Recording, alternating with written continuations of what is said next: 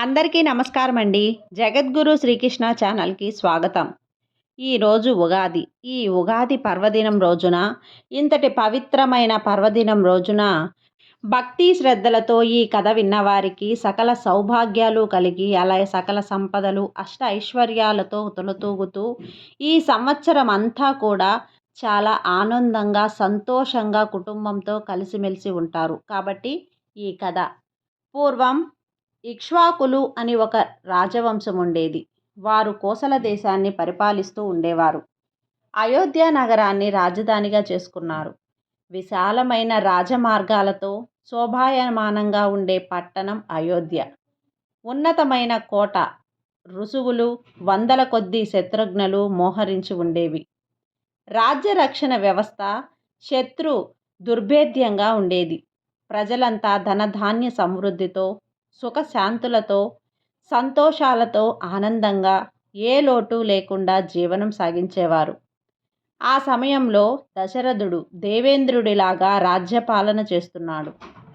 ప్రజలను కన్నబిడ్డల వలె చూసుకుంటూ ఉండేవారాయన. దశరథ మహారాజు వద్ద యనమండుగురు అనే మంత్రులుండేవారు. వారు అపూర్వమైన మేధాశక్తి కలవారు. ఎదుటి వ్యక్తి ముఖ కవలికలను బట్టి వారి మనసులోని ఉద్దేశమును గ్రహించేవారు. రాజుకు మేలు కలిగించేవి, హితకరంగా ఉండేవి మరియు ఆయనకు ప్రియమైన పనులు చేయటంలో వారు కడు సమర్థులు.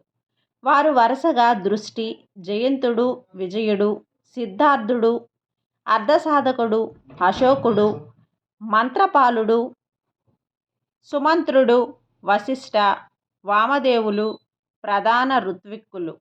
మంత్రులందరూ అత్యంత నిబద్ధతతో మెలిగేవారు. పటిష్టమైన గూఢాచార వ్యవస్థ కలిగి రాజ్యము నలుమూలలా ఏమి జరిగినా క్షణాలలో తెలిసేటట్లుగా ఏర్పాటు గావించుకున్నారు.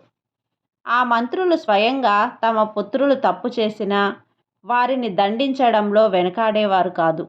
వ్యక్తులు చేసిన అపరాధ తీవ్రతను బట్టి శిక్షలు అమలు చేస్తూ ఉండేవారు. బలవంతుడైన వ్యక్తి, బలహీనుడైన వ్యక్తి ఒకే తప్పు చేస్తే బలవంతుడికి శిక్ష తీవ్రత ఎక్కువగా ఉండేది.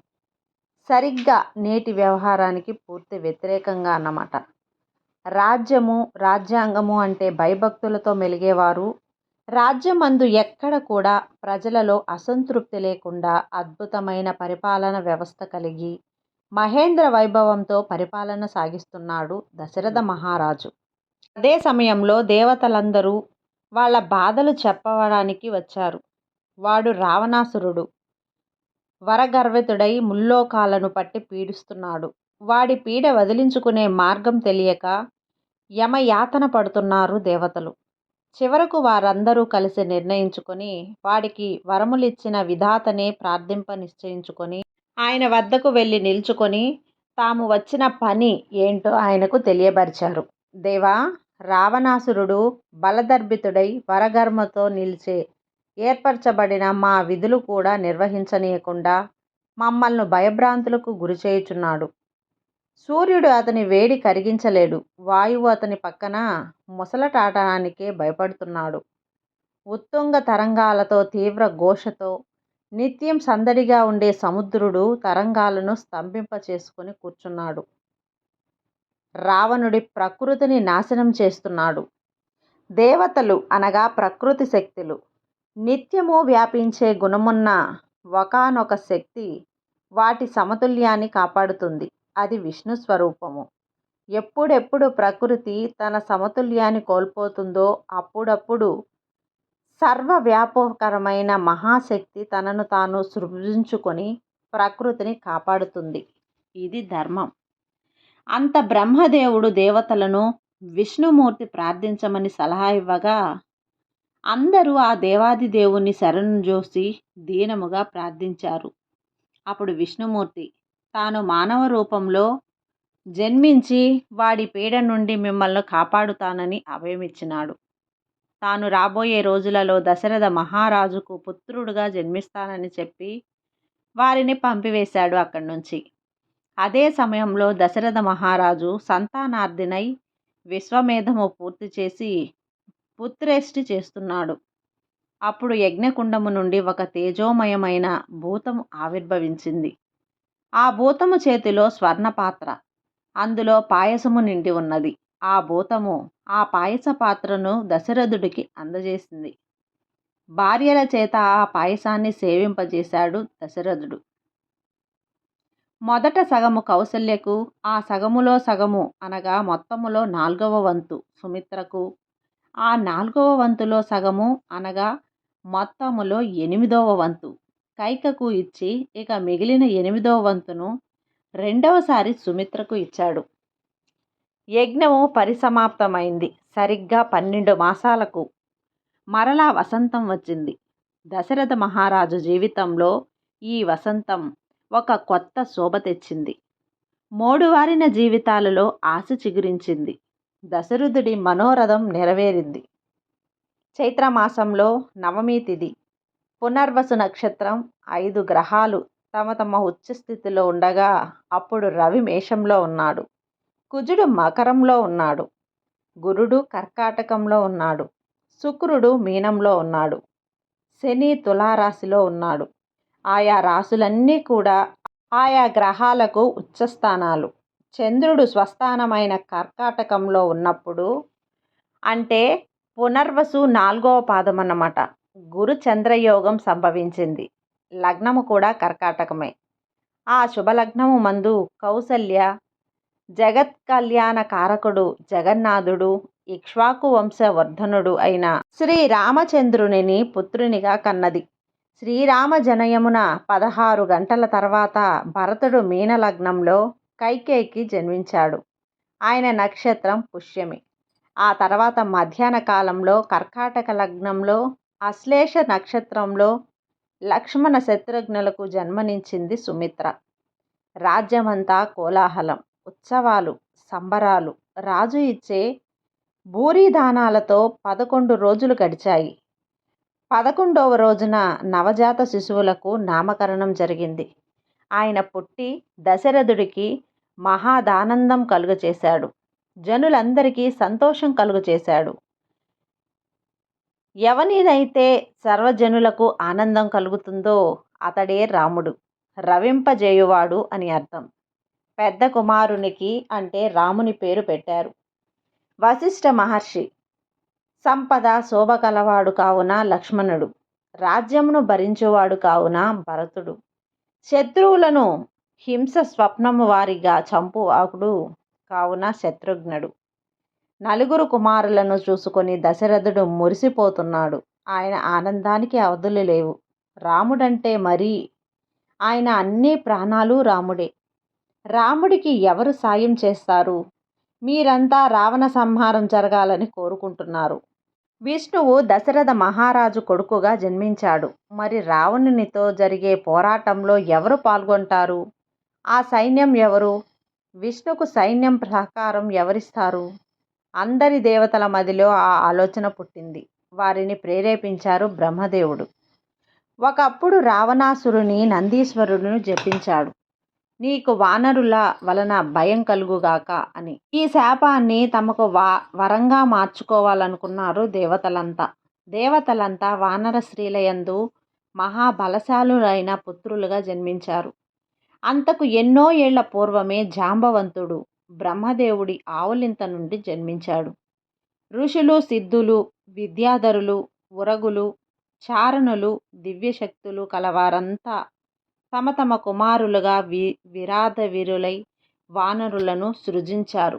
దేవేంద్రుడు, వాలిని, సుగ్రీవుడు, సూర్యుడు, దేవగురువు, బృహస్పతుడు, తారకుడు అనే బుద్ధిశాలి అయిన వానరుడిని, కుబేరుడు, గంధమాధునిని, విశ్వకర్మ, నలుడిని, అగ్నినీలుడిని, అశ్వనీ దేవతలు మైంద, విధులను, వరుణుడు, సుషేషునుడిని, పర్జనుడిని, శబరుని మరియు వాయుదేవుడు, శ్రీమంతుడు, వీర్యవంతుడు, వజ్రమయ దేహము కలవాడు, గరుత్మంతునితో సమాన వేగము కలవాడు, శత్రు భయంకరుడు అయిన హనుమంతునిని సృజించారు.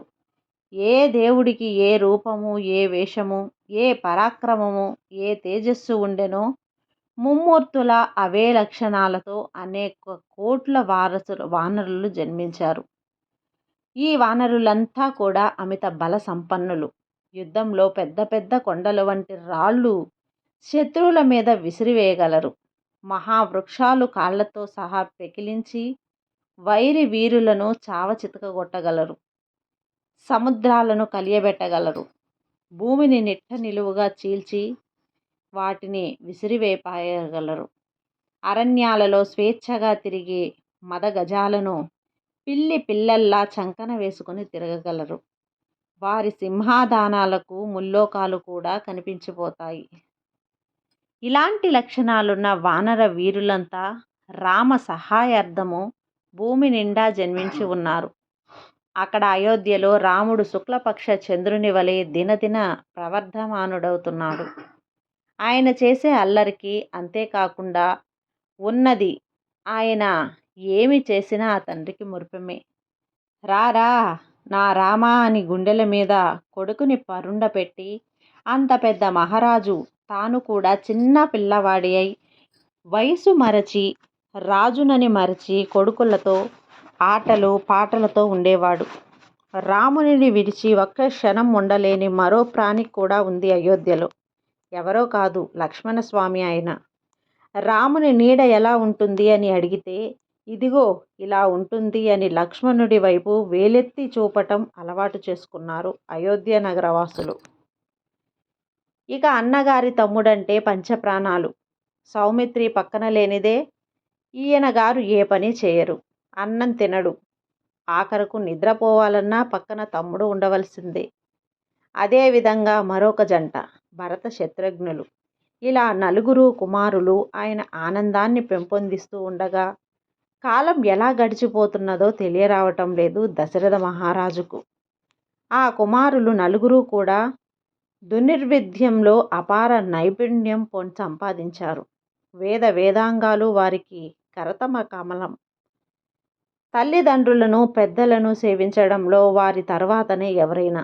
సకల సద్గుణాలలో శోభిల్లే వరాల మూటలు దశరథ తనయులు. కుశికా వంశీయుడు గాది కుమారుడు అయిన విశ్వామిత్రుడు వచ్చినాడని మీ రాజుకు ఎరుకపరచండి. మహారాజా, దర్శనం కోరుతూ వచ్చిన ఒక ముని పుంగవుడు పలికిన మాటలివి. ద్వారపాలకులు ఆ వచ్చిన వ్యక్తిని చూచి భయముతో వణికిపోయి దశరథ సముఖమునకు శీఘ్రమే చేరి మహర్షి విశ్వామిత్రుని ఆగమనాన్ని ఆయనకు తెలిపేవారు.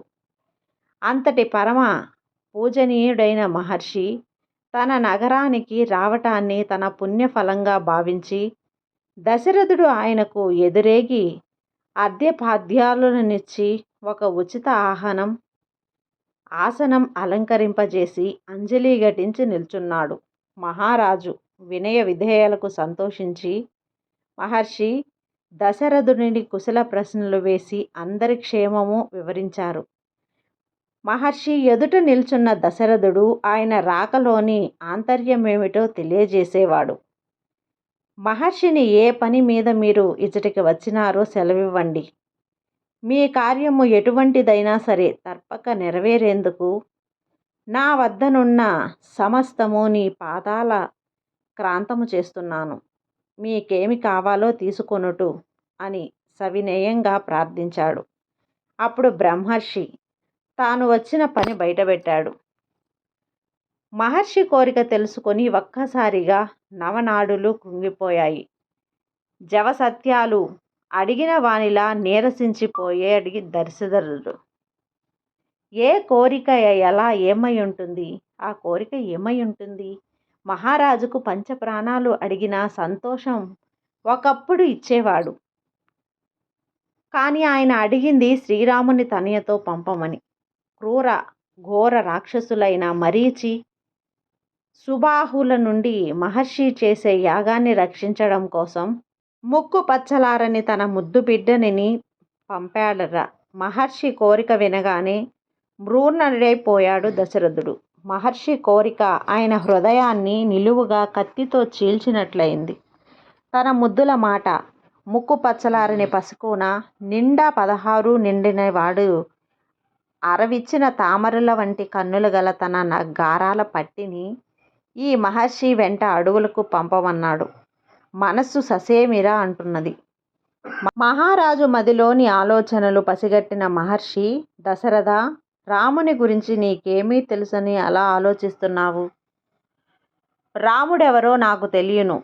నీ కుల గురువై వశిష్ఠునకు తెలియను. ఈ ముని సంఘాలకు తెలియను. రామునికి తప్ప నా కార్యము చేయుటలో ఎవరికినికి సాధ్యం లేదు. రాముని ఎదుట మరీచ, సుబాహులు ఏ విధముగానూ నిలవజాలరు. ఇలా ఈ రామాయణంలోని ఈ కథ ఈ ఉగాది రోజున మనం విన్నట్లయితే తప్పకుండా మీకు ఆ అదృష్టం కలుగుతుంది. లక్ష్మీ కటాక్షం మీ వద్దే నిలవై ఉంటుంది. కాబట్టి ఈ కథను భక్తి శ్రద్ధలతో వినండి. సర్వే జన సుఖినో భవంతు.